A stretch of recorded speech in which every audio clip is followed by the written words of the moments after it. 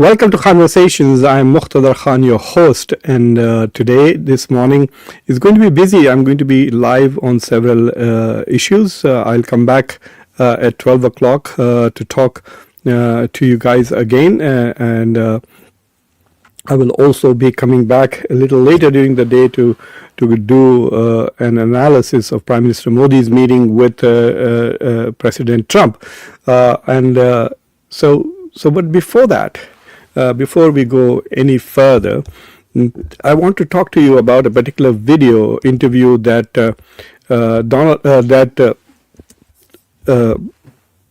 J.D. Vance, the Vice President, did with Megyn Kelly, in which he put an end to all speculation that Israel-Pahlavi will be installed as king of Iran. This is what a lot of Israelis and pro-Israel Zionists in this country were hoping, that they will go and destroy the Iranian government, replace it with a monarchy, and especially not just any monarchy, a monarchy that is in cahoots with Israel and someone who is been sucking up to Bibi Netanyahu for decades. So this guy who's been planning and plotting this invasion of Iran to bring about so-called regime change.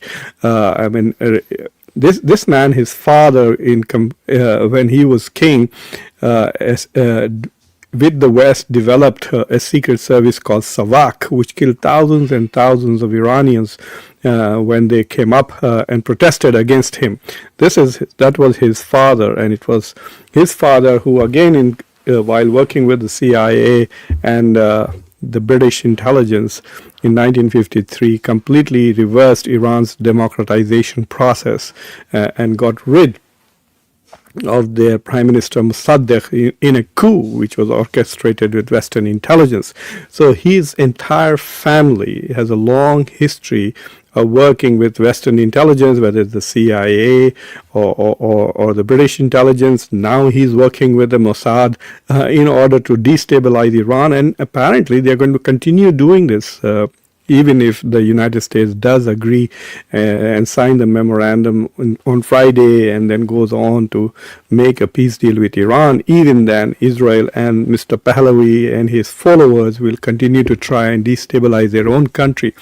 There are only two places on earth where I have seen the diaspora of a country, rather than working to advance the economic benefit and stability of their home countries, are determined to literally wage war. I mean, the amount of devastation that Israel and the United States have had on Iran in the last 2 years, 2 wars on Iran, and these people are cheering it up. I just can't believe it as to, and you know what?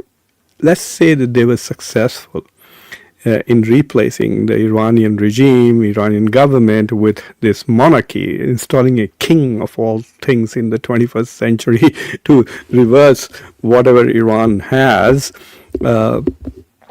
So it would have been hilarious. A very small minority of the people who are actually living here in the diaspora, who are cheering the Zionist plot to replace the Iranian government with this servant of Netanyahu, Israel-Pahlavi. None of them would have gone back to Iran, leaving their cushy, well-paid jobs in the United States. So I really don't understand these people, but I'm happy to report, and this is not going to be a very long conversation. I just want to share something that J.D. Vance said, who probably, if the Republicans win, it's quite possible Donald Trump might do so much damage to the Republican Party that they may have no chances of getting elected either in November or in 2028. But if J.D. Vance becomes the president of the United States, then it's very clear that this is not happening. So take a look at what is happening, and I will get back and share with you this. Sometimes when I get these phone calls during the show, they tend to disturb. So let me share something with you which is very interesting, and that is what J.D. Vance had to say.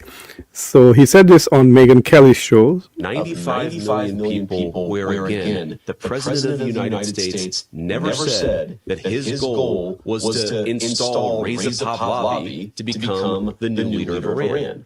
So he's saying that Iran is a country of 95 million people, they can choose their leader, and the President of the United States never said, and it's very clear about this from the very beginning. Install Reza-Pahlavi to become, never said that his goal was to install Reza-Pahlavi to become the new leader of Iran. What he said is, if the Iranian people want to rise up, great. That's their business. That's between them and their government. What we want is a cessation of their nuclear program, either through diplomatic means or through military means, as he ultimately went down that pathway.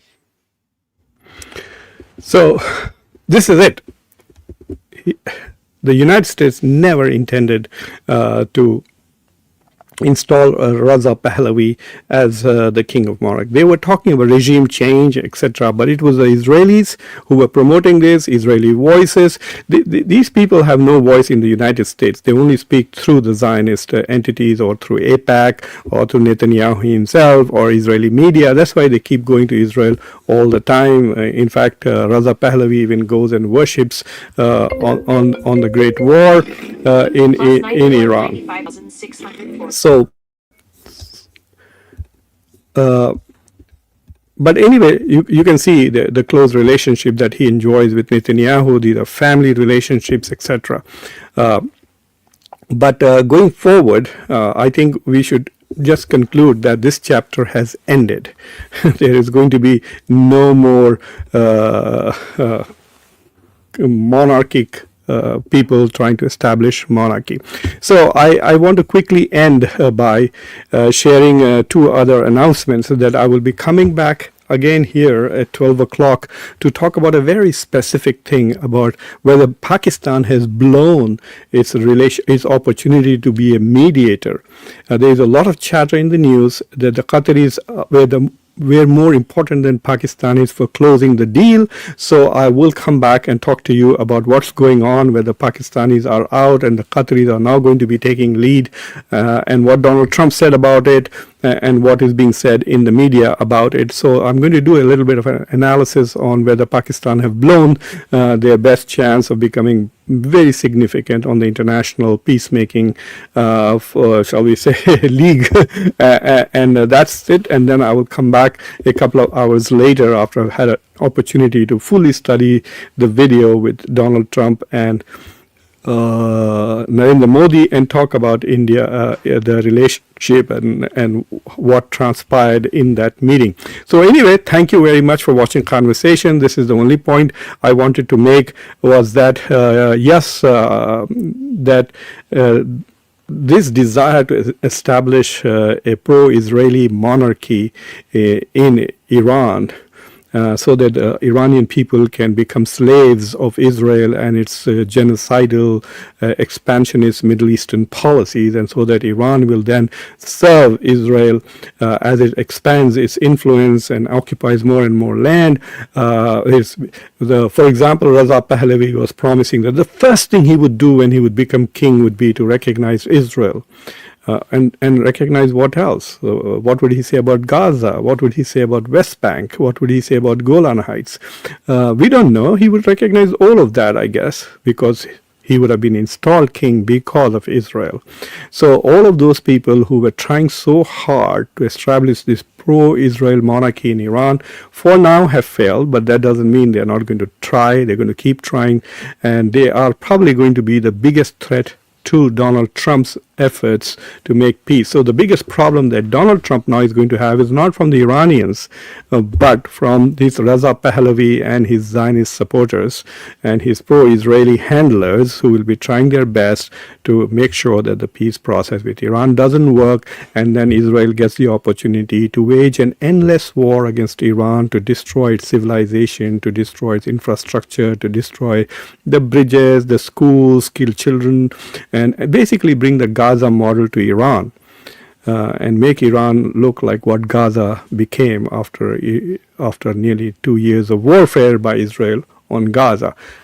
At least for now, it appears that neither Donald Trump nor J.D. Vance are interested in this plot by Israel and Reza-Pahlavi to wage an endless war against Iran. So thank you for watching. Please subscribe to the channel, like this video, press the bell icon, and don't forget to share it with your socio-political network. Until next time, I'm your host Muqtada Khan. Take care. Bye.